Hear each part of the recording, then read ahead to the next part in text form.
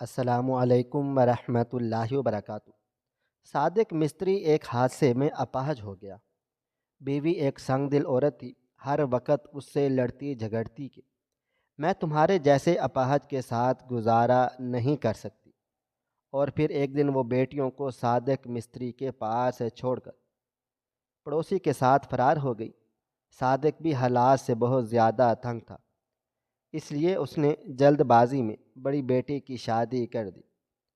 بڑی بیٹی کا شوہر نیک آدمی تھا، امیر تھا۔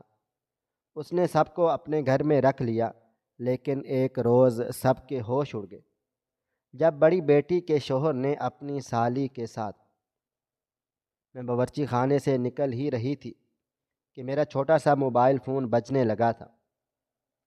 یہ موبائل فون ابا نے مجھے اس لیے دلایا تھا تاکہ کبھی اگر خدا نہ خواستہ کوئی ایمرجنسی ہو تو میں ابا سے رابطہ کر سکوں، کیونکہ ابا کا کام ایسا تھا کہ وہ کبھی ایک جگہ تو کبھی دوسری جگہ ہوتے، ان کا مستقل کوئی ٹھکانہ نہیں تھا۔ وہ مستری تھے، جہاں ٹھیکہ ملتا وہاں پہنچ جاتے۔ فون کی آواز پر میں نے تیزی سے دیکھا تو ابا کا نام موبائل سکرین پر جگمگا رہا تھا۔ جیسے ہی میں نے فون اٹھا کر کان سے لگایا تو میرے رونگٹے کھڑے ہو گئے، کیونکہ دوسری طرف ابا نہیں بلکہ کوئی اور آدمی تھا جو کہہ رہا تھا کہ آپ کے ابا کا ایکسیڈنٹ ہو گیا ہے اور ہم انہیں بڑے سرکاری ہسپتال میں پہنچا دیا ہے، آپ جلدی سے آ جائیں۔ شاید وہ کوئی ایمبولینس ڈرائیور تھا۔ میں نے ہسپتال کا نام پتہ معلوم کر لیا اور پھر سیدھا چھت پر بھاگی، جہاں میری اماں دھوپ میں بیٹھی اپنے بال سکھا رہی تھی۔ میری اماں بہت ہی زیادہ جوان لگتی تھی، خوبصورت بھی بہت زیادہ تھی، لمبے گھنے بال تھے۔ اماں گھر سے زیادہ خود کو وقت دیتی تھی اور اب بھی نہا کر نکلی تھی تو دھوپ میں بیٹھ کر اپنے بال سکھاتے ہوئے ہاتھوں پر بیسن لگا رہی تھی۔ اس عمر میں بھی اماں کو اپنی خوبصورتی کا بڑا ہی خیال تھا۔ میں ہانپتے کانپتے سیڑھیاں چڑھ کر اماں کے سامنے جا پہنچی تو اماں غصے میں کہنے لگی، سارا وقت بس الٹی سیدھی حرکتیں کرنا، تمیز سے سیڑھیاں چڑھ کر اوپر نہیں آ سکتی تھی؟ پتہ ہے میں سکون کے لیے آ کر بیٹھی ہوں، لیکن اپنی حرکتوں سے میرا سکون غارت کر کے دم لینا۔ ہانڈی چولہے کا کام تمہیں پکڑا دو تو سارا دن تم گھر میں یہاں سے وہاں مٹکتی پھرتی ہو، یا کوئی نہ کوئی کام الٹا سیدھا کر کے پھر سے میرے سر پر آ جاتی ہو۔ اماں غصے میں مجھے دیکھ رہی تھی۔ میں نے بڑی مشکل سے اپنے آنسوؤں پر ضبط کیا اور اماں کو بتا دیا کہ ابا کا ایکسیڈنٹ ہو گیا ہے، ابا ہسپتال میں پڑے ہیں۔ میری بات سن کر اماں نے سر پر ہاتھ مارا، کہنے لگی، 7 بچے پیدا کر کے بھی تیرے باپ کو سکون نہیں آیا؟ چلو اچھا ہے، کم سے کم اب مزید بچوں کی ذمہ داری تو میرے کاندھوں پر نہیں ڈالے گا، میں تو اس کے بچے پیدا کر کر کے تھک چکی ہوں۔ میری جوانی تو اس نے بچے پیدا کروانے میں ہی ختم کر ڈالی۔ اماں کی بات سن کر میں دنگ رہ گئی۔ ابا کے ایکسیڈنٹ کی خبر سن کر پریشان ہونے کی بجائے وہ الٹا اپنے جان چھوٹنے پر شکر منا رہی تھی۔ دراصل اماں اور ابا کے 7 بچے تھے، جن میں سے 2 کا انتقال ہو گیا تھا اور 2 ابا نے گود دے دیے تھے۔ اب گھر میں ہم 3 بیٹیاں تھیں، جن میں سے ایک میں بھی تھی۔ اماں یہ بچے پیدا کرنا چاہتی ہی نہیں تھی، لیکن بس ایک کے بعد ایک بچے ہوتے چلے گئے، اور پھر اماں کو لگا کہ ان بچوں کی وجہ سے ان کا حسن ماند پڑ گیا ہے، اس لیے وہ ابا سے چڑنے لگ گئی تھی، یہاں تک کہ وہ ساری ساری رات ابا کو کمرے میں قدم بھی نہیں رکھنے دیتی۔ اور اب بھی ایکسیڈنٹ کی خبر پر وہ بڑی ٹھنڈی بیٹھی ہوئی تھی۔ میں نے اماں سے کہا، اٹھو اماں، ہسپتال جانا ہے، کچھ پیسے ہیں تو رکھ لو، پتہ نہیں ابا کا حال کیسا ہو۔ اماں نے میری شکل دیکھی اور منہ بنا کر کھڑی ہوئی، کہنے لگی، اب تمہارے باپ کی دوائیوں پر پیسے خرچ کرنا پڑیں گے، پہلے ہی کون سا لاکھوں روپے ہیں۔ بڑی مشکل سے میں اماں کو لے کر ہسپتال پہنچی اور چھوٹی بہنوں کو تاکید کی کہ وہ گھر سے بلا ضرورت باہر نہ نکلیں۔ ہسپتال پہنچ کر ہمارے سر پر آسمان گر پڑا۔ ابا دونوں پیروں سے معذور ہو گئے تھے اور اب وہ خود سے کھڑے ہونے کے قابل نہیں رہے تھے۔ ابا کی معذوری نے میری جان نکال دی تھی۔ وہیں میری ماں حسن آرا بیگم عجیب شکلیں بنائی کھڑی ہوئی تھی۔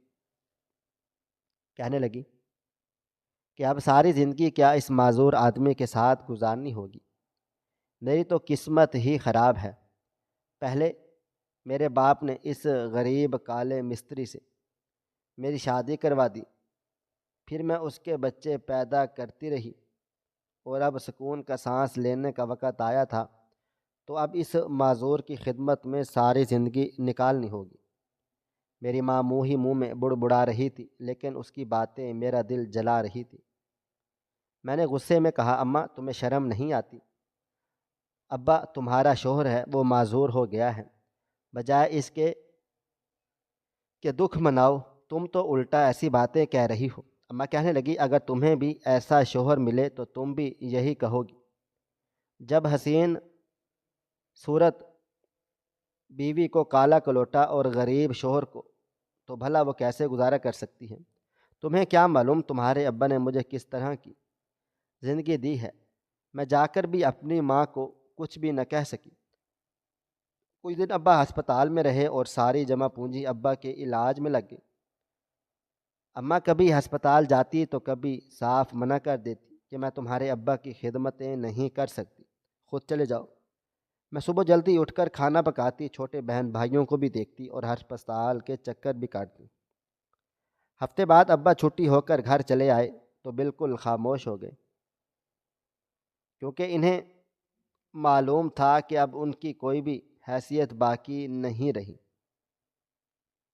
اماں پہلے ہی انہیں خاطر میں نہیں لاتی تھی اور اب تو وہ پوری طرح ہی اماں کے لیے بوجھ تھے۔ چند دن تو اماں نے خاموشی سے گزارے، پھر گھر کے حالات تنگ ہونے لگے۔ اماں نے صاف صاف کہہ دیا کہ میں مزید اس غریب خانے میں نہیں رہ سکتی۔ دراصل اماں کا پہلے ہی پڑوسی کے لڑکے کے ساتھ چکر چل رہا تھا جو میرا ہم عمر تھا۔ اماں چھت پر بھی اسی کے لیے جایا کرتی تھی۔ اب تو اماں کو موقع مل گیا تھا کہ ابا کی معذوری اور گھر کے حالات کو بہانہ بنا کر وہ ہمیشہ کے لیے ہم سب سے جان چھڑواتی۔ اس لیے اماں نے ابا سے صاف صاف کہہ دیا کہ وہ مزید اب یہاں نہیں رہے گی۔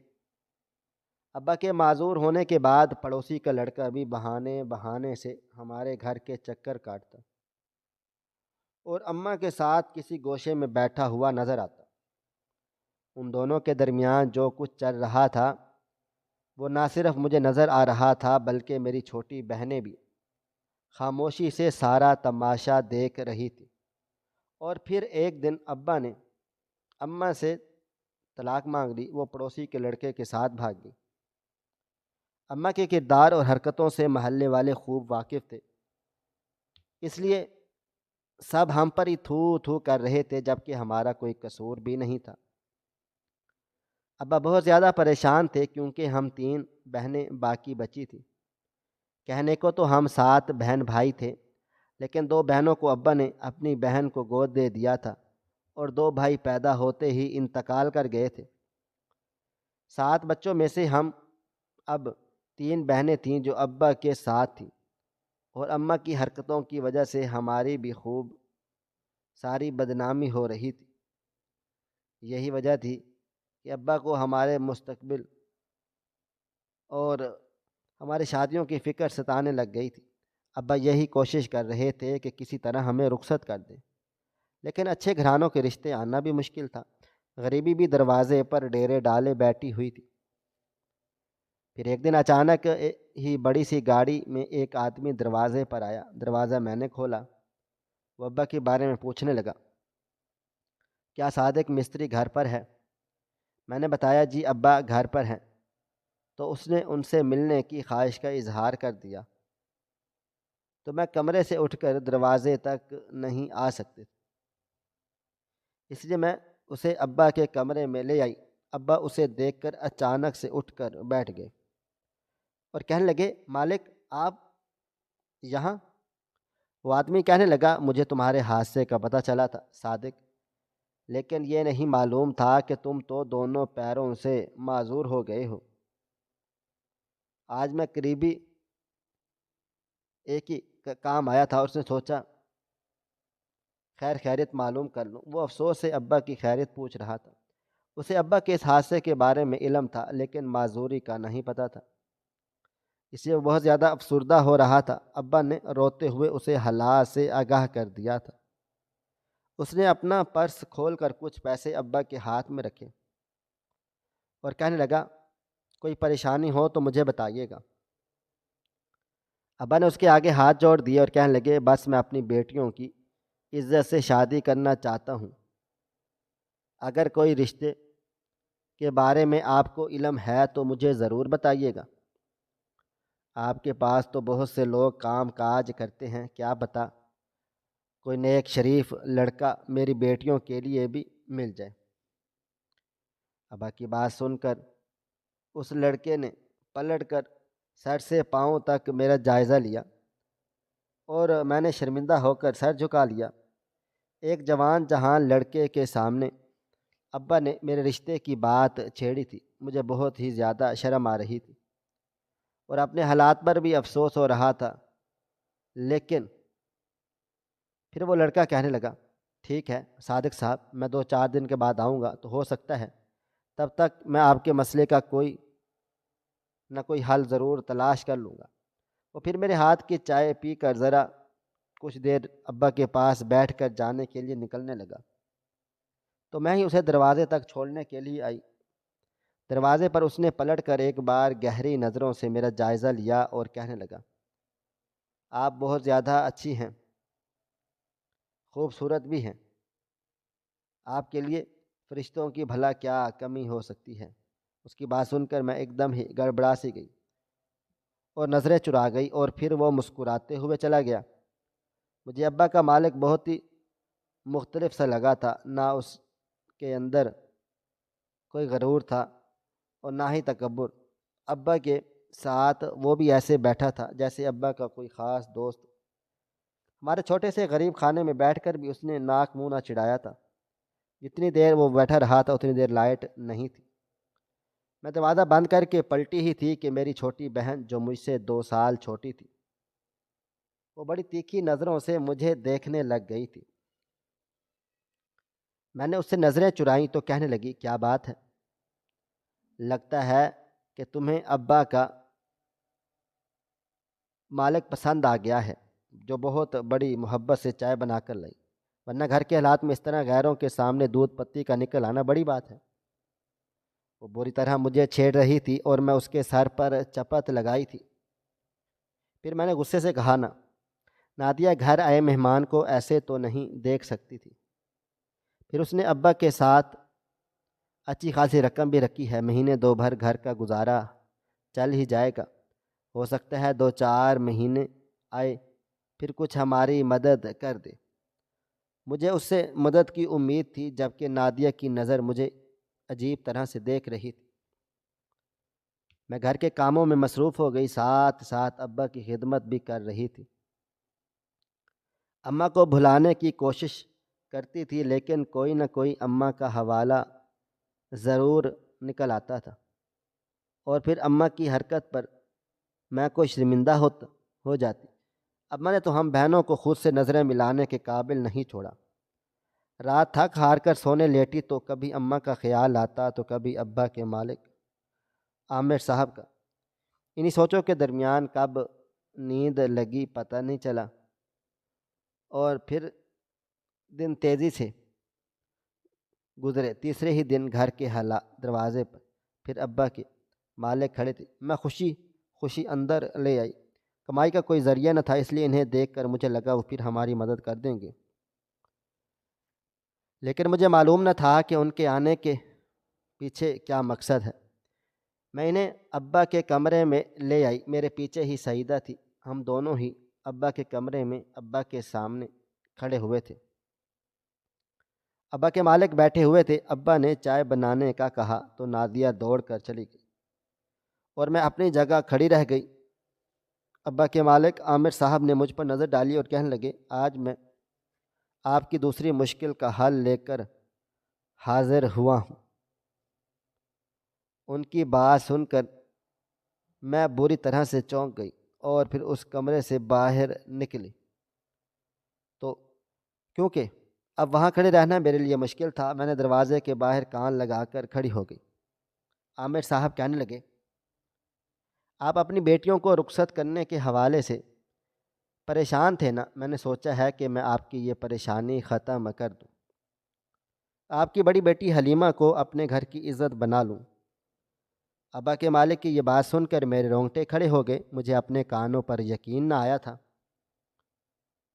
پھر مجھے خیال آیا کہ ہو سکتا ہے کہ وہ اپنے کسی گھر کے نوکر سے میرے رشتے کی بات کر رہے ہوں، لیکن تھوڑی دیر کے بعد ہی انہوں نے صاف صاف لفظوں میں ابا سے کہہ دیا تھا کہ میرے والدین تو حیات نہیں ہیں، میں اکیلا ہی ہوں، آپ تو بہت سالوں سے مجھے جانتے ہیں، میں چاہتا ہوں کہ آپ کی بڑی بیٹی حلیمہ کے ساتھ میں شادی کر لوں، اگر آپ کو کوئی اعتراض نہ ہو تو میں سادگی سے شادی کروں گا اور آپ سب کو اپنے گھر لے جاؤں گا، آپ کی باقی بیٹیوں کا مستقبل بھی محفوظ ہو جائے گا اور آپ کے علاج کا بندوبست بھی ہو جائے گا۔ عامر صاحب نے ابا کا ہاتھ پکڑ لیا تھا، انہیں بری طرح تسلی دے ڈالی تھی اور ابا کے چہرے پر خوشی کے ایسے تاثرات تھے جسے میں نے آج تک نہیں دیکھے تھے۔ ابا کہنے لگ گئے تھے کہ مالک، اس سے بڑھ کر اور کیا ہو سکتا ہے کہ میری بیٹی آپ کے ساتھ رخصت ہو جائے۔ ابا ہاتھ جوڑ کر مالک کا شکریہ ادا کر رہے تھے، جبکہ عامر صاحب کے چہرے پر دھیمی سی مسکراہٹ تھی اور میں تو ہکا بکا ہی کھڑی ہوئی تھی۔ مجھے اپنی قسمت پر یقین ہی نہیں آیا تھا۔ کچھ دیر کے بعد نادیہ چائے بنا کر کمرے کے دروازے پر پہنچی تو مجھے کوہنی مار کر کہنے لگی، تم یہاں کھڑی کیا کر رہی ہو؟ میں نے تو اسے عامر صاحب کی بات بتائی، وہ مجھ سے شادی کی بات کر رہے تھے۔ تو یہ سن کر سیدہ اتنی زور سے اچھلی کہ اس کے ہاتھ سے چائے کی ٹرے ہی چھوٹ کر گری۔ شور شرابے کی آواز پر ابا نے گھبرا کر پوچھا، کیا ہوا ہے؟ تو میری تو آواز ہی بند ہو گئی، جبکہ سیدہ کہنے لگی، ابا غلطی سے ٹرے گر گئی ہے۔ ابا کہنے لگے، چائے کو چھوڑو، مٹھائی کا انتظام کرو، اور پھر ابا نے میری آواز دے کر مجھے بھی کمرے میں بلا لیا۔ مجھے بہت زیادہ شرم محسوس ہو رہی تھی، لیکن ابا کے بلاوے پر میں کمرے میں چلی گئی۔ پھر ابا نے عامر صاحب کے سامنے ہی مجھ سے پوچھا، کیا مجھے اس رشتے پر کوئی اعتراض ہے؟ میں بھلا کیا ہی کہہ سکتی تھی، اماں کی بدنامی ابھی تک ہمارے دامن پر لگی تھی، اس لیے میں نے کوئی اعتراض نہ کیا۔ اور ایک ہفتے کے بعد میری عامر صاحب کے ساتھ سادگی سے ملاقات ہوئی اور وہ اپنی بات کے پکے تھے۔ انہوں نے ہمارے گھر کو تالا لگوا دیا اور ابا اور ہم بہنوں کو لے کر اپنے بڑے سے بنگلے میں شفٹ ہو گئے تھے۔ محلے میں جس کسی کو بھی پتہ چلا کہ میری شادی ابا کے مالک سے ہوئی ہے تو وہ حیران و پریشان رہ گیا۔ کسی نے کہا کہ میں نے اپنی ماں کی طرح لڑکا پھنسایا ہے، تو کسی کا کہنا تھا کہ ضرور لڑکا اندھا ہوگا، ورنہ ان جیسے لوگوں میں کون رشتہ طے کرتا ہے۔ غرض یہ کہ جتنے منہ اتنی باتیں، لیکن میں نے سوچ لیا تھا کہ ماضی کی کوئی بات نہیں دہراؤں گی۔ میں اپنے شوہر عامر کے ساتھ بڑے بنگلے میں شفٹ ہو گئی اور ہماری شادی شدہ زندگی کی شروعات بہت ہی خوبصورت ہوئی۔ عامر نے نہ مجھے صرف اپنی زندگی میں جگہ دی تھی بلکہ اپنے گھر کی مالکن بھی بنا لیا تھا۔ میری چھوٹی دونوں بہنوں کو علیحدہ کمرہ دیا تھا، ابا کے لیے نرس کا انتظام کیا تھا، ابا کا صحیح طریقے سے علاج معالجہ بھی شروع ہو چکا تھا۔ کبھی کبھی تو مجھے لگتا کہ میں جاگتی آنکھوں سے کوئی خواب دیکھ رہی ہوں۔ مجھے اپنی زندگی میں وہ ہم سفر ملا تھا جس کے بارے میں نے کبھی تصور بھی نہیں کیا تھا، لیکن مجھے کیا پتہ تھا کہ بظاہر جو چیزیں جیسی نظر آتی ہیں وہ ویسی ہوتی نہیں ہیں۔ ہم جیسے غریب لوگوں کے گھروں میں اگر کوئی امیر انسان رشتہ جوڑے تو اس کے پیچھے اس کا کوئی نہ کوئی مفاد ضرور ہوتا ہے، اور پھر ابا کا مالک تو پکا کاروباری آدمی تھا، وہ بغیر کیسے نفع کے مجھ سے شادی کر سکتا تھا؟ اس شادی کے پیچھے جو بھی راز تھا جب وہ کھل کر سامنے آیا تو میں آئینہ دیکھنے کے قابل بھی نہیں رہی تھی۔ میری شادی کے 2 ہفتے بعد تک سب کچھ ٹھیک ٹھاک تھا، میری بہنیں اپنے سکول اور کالجز کو جا رہی تھی اور ابا کا علاج معالجہ بھی ہو رہا تھا، اور عامر نے مجھے رانی بنا دیا تھا۔ لیکن 2 ہفتے کے بعد میری چھوٹی بہن نادیہ کچھ عجیب طریقے سے پیش آنے لگی۔ نہ وہ مجھ سے بات کرتی تھی، نہ کھانا کھاتی تھی، ہر وقت بس اپنے کمرے میں بند رہتی تھی۔ میں نے آج سے پہلے کبھی اس کا ایسا رویہ نہیں دیکھا تھا۔ میں نے اس سے کئی بار پوچھنا چاہا کہ کیا ہوا ہے، لیکن اس نے کوئی جواب نہ دیا۔ ابا کی بھی حالت کچھ عجیب و غریب سی تھی۔ وہ سارا دن وقت سوتے رہتے تھے۔ جب سے ہم اس بنگلے میں آئے تھے اور عامر نے ابا کے لیے نرس رکھی تھی، ایسا لگتا تھا جیسے ابا کو ہوش ہی نہ ہو۔ رات کو تو وہ سوتے ہی تھے، سارا دن بھی وہ یا تو سوتے یا پھر نیند میں ڈوبے ہوئے نظر آتے۔ میں کوئی بھی بات کرتی تو ابا کو ٹھیک طرح سے سمجھ نہ آتی، اور پھر میں نے اپنے شوہر عامر سے یہ بات ڈسکس کی کہ میری بہن بہت زیادہ خاموش ہو گئی ہے، چپ چاپ کر گئی ہے، اور ابا کی طبیعت بھی مجھے کچھ بہتر نہیں لگتی۔ وہ مسکرا دیا اور کہنے لگا کہ فکر نہ کرو، نادیہ کی پڑھائی کچھ خاص اچھی نہیں جا رہی، اس لیے پریشان ہے۔ تمہیں تو پتہ ہے کہ نادیہ کو کالج میں چھوڑتا ہوں اور چھوٹی والی کو ڈرائیور اسکول چھوڑتا ہے، تو راستے میں نادیہ سے کافی زیادہ بات چیت ہو جاتی ہے۔ وہ اپنی پڑھائی کو لے کر بہت زیادہ پریشان رہتی ہے کیونکہ اس کے امتحانات سر پر ہیں، اور اس کا کہنا ہے کہ اگر وہ صحیح طریقے سے توجہ نہیں دے پا رہی ہے۔ میں نے سوچا ہے کہ اب شام میں اسے پڑھانے کا کام میں شروع کر دوں تاکہ اس کے امتحانات اچھے سے ہوں۔ عامر کی بات سن کر مجھے خوشی ہوئی کہ وہ میری بہنوں کا بہت زیادہ خیال رکھتا ہے۔ میں نے کہا تھا نا کہ اس سے اچھی بات کیا ہوگی اگر آپ خود نادیہ کی پڑھائی میں مدد کر دیں۔ میں پڑھی لکھی ہوتی تو ضرور اس کی مدد کرتی، لیکن اماں نے بچپن ہی سے مجھے گھر کے کاموں میں لگا ڈالا تھا، اس لیے میں کبھی پڑھائی نہ کر سکی۔ میری بات سن کر عامر کہنے لگا، کوئی بات نہیں، میں تو چاہتا ہوں تمہاری دونوں بہنیں خوب پڑھیں لکھیں اور ترقی کریں۔ رہی بات تمہارے ابا کی، تو ان کا علاج چل رہا ہے، وہ سارا وقت دوائیاں کھاتے ہیں، شاید اسی لیے نیند آتی ہوگی۔ تمہیں تو پتہ ہے نا، میں شہر کے سب سے اچھے ڈاکٹر سے تمہارے ابا کا علاج کروا رہا ہوں۔ عامر نے میرا ہاتھ پکڑ کر اتنی محبت سے میری طرف دیکھا تھا کہ میں ابا اور سعیدہ کو بھول کر ان کے کاندھے پر اپنا سر ٹکا گئی تھی، اور پھر وہ مجھ سے محبت سے پیش آنے لگ گئے تھے۔ اور پھر اس دن کے بعد سے عامر نے خود میری بہن کو پڑھانا شروع کر دیا تھا۔ رات کے کھانے کے بعد 11 بجے کے قریب وہ سعیدہ کے کمرے میں چلے جاتے تو رات 1 بجے تک وہ دل لگا کر اسے پڑھاتے رہتے تھے۔ انہوں نے سختی سے منع کر دیا تھا کہ اتنی دیر میں تم کے درمیان لوگوں میں نہ آیا کروں، ورنہ پڑھائی ڈسٹرب ہو جاتی ہے۔ میں تو نادیہ کے کمرے کے قریب بھی نہیں جاتی تھی، لیکن مجھے پھر بھی سعیدہ کے رویے میں کوئی خاص تبدیلی نظر نہیں آ رہی تھی۔ وہ پہلے سے بھی زیادہ ڈسٹرب ہو گئی تھی، اور میں جب بھی سوال کرتی تو وہ ہمیشہ مجھے اپنے جواب خاموش ہو جاتی۔ مجھے کیا معلوم تھا کہ میری بہن کی اس چپ کے پیچھے کیسا طوفان چھپا ہوا ہے۔ ایک رات میں نے اپنے لیے چائے تیار کی تو سوچا سردی ہے، نادیہ اور عامر کی بھی کب سے کتابوں میں لگے ہوئے ہیں، ان دونوں کے لیے بھی چائے بنا دیتی ہوں۔ اس لیے میں نے 3 کپ چائے بنائی، اپنی چائے باورچی خانے میں چھوڑ کر ایک ٹرے میں 2 کپ رکھ کر میں ان دونوں کو دینے کے لیے نادیہ کے کمرے کے دروازے پر پہنچی تو اندر سے آنے والی آوازوں پر میرے قدم ٹھٹک گئے تھے۔ یہ آوازیں میری بہن کے رونے کی تھیں اور وہ عامر سے کہہ رہی تھی کہ خدا کے واسطے عامر بھائی مجھ پر یہ ظلم و ستم نہ کریں، آپ جانتے ہیں کہ میں ایسی ویسی لڑکی نہیں ہوں، اور اگر حلیمہ کو پتہ چلے گا تو کیا ہوگا؟ آپ نے کبھی سوچا ہے؟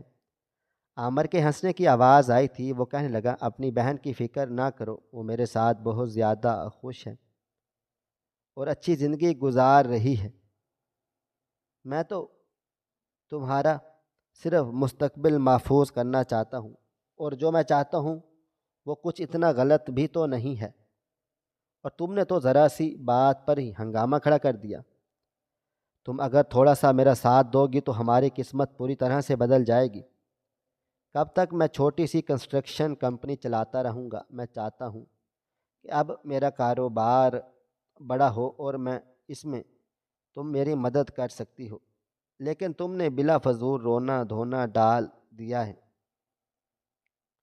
عامر میری بہن کو نہ جانے کیا کیا سمجھانے کی کوشش کر رہا تھا، لیکن دوسری طرف سعیدہ روہی چلی جا رہی تھی اور کہہ رہی تھی اگر آپ نے مجھے اس طرح سے زور زبردستی اور ڈرا دھمکا کر رکھا تو میں خود ایک نہ ایک دن حلیمہ کو ہی آپ کی سچائی بتا ڈالوں گی۔ عامر کہنے لگا اگر تم نے حلیمہ کے سامنے ایک لفظ بھی کہا تو انجام جو ہوگا تم اس سے اچھی طرح واقف ہو۔ پچھلے 2 مہینے سے تم میرے ساتھ کالج نہیں جاتی ہو، بلکہ جہاں جاتی ہو وہ تمہیں بھی پتہ ہے اور مجھے بھی، لیکن اگر وہ تمہاری بہن کو پتہ چلے گا تو وہ مر جائے گی، اور تمہارا بوڑھا باپ تو ویسے ہی مرنے کے در پر ہے۔ اب تم چھوٹی ہی سوچ لو کہ کیا چاہتی ہو، اور پھر اندر خاموشی چھا گئی۔ میرے قدم لڑکھڑا سے گئے تھے، مجھے کوئی سمجھ نہیں آ رہا تھا یہ سب کیا ہو رہا ہے۔ اگر نادیہ کالج نہیں جا رہی تھی تو پھر کہاں جا رہی تھی؟ عامر اسے کس بات پر ڈرا دھمکا رہا تھا؟ دونوں کے درمیان کیا چل رہا تھا؟ میں بالکل اسی طرح سے واپس آ گئی تھی جس طرح خاموشی سے وہاں پہنچی تھی۔ میں نے سوچا تھا کہ میں موقع دیکھ کر سعیدہ سے بات کر لوں گی، کیونکہ ہم عامر کے گھر میں اس کے رحم و کرم پر تھے۔ اگر کوئی ایسی ویسی بات تھی تو پھر عامر کو اس کی بھنک نہیں لگنی چاہیے تھی۔ اگلے دن دوپہر کے وقت جب سعیدہ کالج سے لوٹی تو میں نے اس کا ہاتھ پکڑا اور اسے اپنے کمرے میں لے کر چلی گئی تھی اور کمرے کا دروازہ لاک کر دیا۔ میری اس حرکت پر وہ ڈر گئی اور کہنے لگی کیا ہوا حلیمہ؟ میں نے کہا سعیدہ سچ سچ بتاؤ، تمہارے اور عامر کے درمیان کیا چل رہا ہے؟ تم کالج کی بجائے جہاں جاتی ہو اس کے پیچھے میں بھی مجھے علم ہے۔ میں نے اندھیرے میں تیر چلا دیا اور تیر نشانے پر جا لگا تو سعیدہ پھوٹ پھوٹ کر رونے لگی، اور پھر اس نے بتایا کہ کنسٹرکشن کا کام تو عامر صرف دکھاوے کے لیے کرتا ہے، عامر کا اصل کاروبار تو ڈرگز سمگلنگ کا ہے۔ نادیہ کی بات سن کر مجھے لگا جیسے کسی نے میرے سر پر آسمان گرا ڈالا ہو۔ میں بے یقینی سے اس کا چہرہ دیکھ رہی تھی اور وہ مجھ پر ایک کے بعد ایک سچ کھول رہی تھی۔ اس نے بتا دیا کہ پہلے ہی دن سے عامر اسے کالج لے کر نہیں جا رہا تھا، بلکہ کالج کے ٹائمنگ میں وہ اس سے شہر کے اندر اندر سمگلنگ کروا رہا تھا، اور خاص کر گرلز کالج اور سکولز وغیرہ میں اس طرح سے سپلائی کروا رہا تھا۔ وہ جس گروہ کے ساتھ کام کر رہا تھا ان کا مقصد سکول اور کالج کی جوان لڑکیوں کو ڈرگز کا عادی بنانا تھا، اور نادیہ زبردستی ان کے کھیل میں ان کا ساتھ دینے پر مجبور تھی، کیونکہ وہ مستقل نادیہ کو ڈرا دھمکا رہا تھا کہ اگر اس نے ایسا نہ کیا تو وہ میرے بابا کی اور ہماری چھوٹی بہن کی جان لے لے گا۔ سعیدہ کی بات سنتے کے بعد کتنی دیر تک میرا دل و دماغ بالکل بند ہو گیا، اور پھر مجھے ہوش آیا اگر میں نے کچھ نہ کیا تو میرا پورا گھر تباہ و برباد ہو جائے گا۔ آج وہ میری ایک بہن کو استعمال کر رہا تھا، مستقبل میں وہ میری دوسری بہن کو بھی استعمال کر سکتا تھا۔ ابا کو نہ جانے وہ کون سی دوائیاں دے رہا تھا۔ مجھے اپنے شوہر سے محبت تو بہت تھی، لیکن میں غلط انسان کے ساتھ نہیں رہ سکتی تھی، ساتھ کبھی نہیں دے سکتی تھی۔ میں نے سعیدہ کا ہاتھ پکڑا، اس سے کہا کہ اب ابھی اور اسی وقت عامر کے خلاف کارروائی کرنی ہوگی۔ وہ گھبرا سی گئی اور کہنے لگی کہ میں ایسا کچھ بھی نہیں کروں گی، کیونکہ اگر میں نے ایسا کچھ کر بھی لیا تو مجھے جیل ہو جائے گی۔ میں بھی 2 مہینے سے اس گندے کام میں ملوث رہی ہوں۔ میں نے سعیدہ سے کہا کہ فکر نہ کرو، تم وعدہ معاف گواہ بن جاؤ گی تو تمہیں کوئی نقصان نہیں ہوگا۔ پہلے ہمیں چھوٹی بہن اور ابا کو اس بنگلے سے نکالنا ہے۔ ابا ایک اپاہج آدمی تھے، اوپر سے نشے میں تھے، بہت مشکلوں سے۔ ہم دونوں نے انہیں ایک ویل چیئر پر بٹھایا اور گھر کے ملازموں کو بتا دیا کہ ہم ابا کو تازہ ہوا کے لیے قریبی پارک لے کر جا رہے ہیں۔ ملازموں کو مطمئن کرتے ہی ہم پاگل دونوں بالکل خاموشی سے بنگلے سے نکلے تھے اور پھر ٹیکسی کر کے سیدھے پولیس اسٹیشن جا پہنچے۔ پولیس والوں کو جب ساری سچائی بتائی تو ایس ایچ او صاحب خود ہمارے پاس چلے آئے۔ انہوں نے ہماری حفاظت کی گارنٹی بھی دی اور اس کیس پر وہ خود بھی کام کر رہے تھے، اس لیے کچھ عرصے بعد سے وہ اس شخص کی تلاش میں تھے جو کالج میں ڈرگ سپلائی کرتا تھا، اور ہمارے ذریعے بچے انہیں اپنی کافی معلومات حاصل مل گئی تھی۔ ہم پولیس کی حفاظت میں تھے ہی کہ عامر اور اس کے ساتھیوں کو گرفتار کر لیا گیا۔ عامر کے گرفتار ہونے کے بعد اس سے ملنے کے لیے میں گئی تھی، کیونکہ وہ میرا شوہر تھا۔ میں جاننا چاہتی تھی کہ اس نے میرے ساتھ ایسا کیوں کیا۔ کیا وہ مجھے دیکھ کر رونے لگا تھا اور معافیاں مانگنے لگا، کہنے لگا میں تم سے بہت محبت کرنے لگا تھا اور اسی لیے تم سے شادی بھی کر لی تھی۔ میں جانتی تھی کہ یہ سچ محبت میں ہے، کہہ رہا ہے تو واقعی مجھ سے محبت تھی، لیکن میں نے اس شخص کے منہ سے مزید نہیں رہ سکتی تھی۔ ایسے شخص کے ساتھ میں نے اسے طلاق کا مطالبہ کر دیا تھا، لیکن اس نے مجھے طلاق نہ دی، البتہ اپنے بنگلے کی چابیاں اور حق مہر کی رقم میرے حوالے کر دی اور مجھ سے کہا تھا کہ وہ اپنی سزا کاٹ کر باہر آئے گا اور واپس عزت کی زندگی گزارے گا اور مجھے اپنا لے گا۔ میں تب تک اس کا انتظار کروں۔ آج میں عامر کے ہی گھر میں اپنی بہن اور ابا کے ساتھ رہتی ہوں۔ عامر کا جو چھوٹا سا کنسٹرکشن کا کاروبار تھا وہ بھی میں ہی سنبھالتی ہوں۔ مجھے یقین ہے کہ جب وہ اپنی سزا کاٹ کر آئے گا تو ایک اچھا انسان بھی بن سکتا تھا اور ہم کنسٹرکشن کمپنی کو ہی آگے بڑھائیں گے۔ آپ لوگ بتائیں، کیا مجھے عامر کا انتظار کرنا چاہیے؟ کیا وہ واقعی وقت کے ساتھ سدھر جائے گا یا پھر عامر کے انتظار میں اپنی زندگی ضائع کر کے میں کوئی غلطی کر رہی ہوں؟ آپ کی قیمتی رائے کا میں انتظار ضرور کروں گی۔ ناظرین، آپ کو ہماری آج کی کہانی کیسی لگی؟ کمنٹ باکس میں اپنی رائے کا اظہار ضرور کریں۔ مزید اس طرح کی سبق آموز کہانیاں سننے کے لیے ہماری ویڈیوز کو لائک کریں، شیئر کریں اور ہمارے چینل ایس ایف سٹوریز کو ضرور سبسکرائب کر لیں۔ ملتے ہیں کل ایک نئی اور دلچسپ کہانی کے ساتھ، تب تک اپنا ڈھیر سارا خیال رکھیے گا۔ اللہ حافظ۔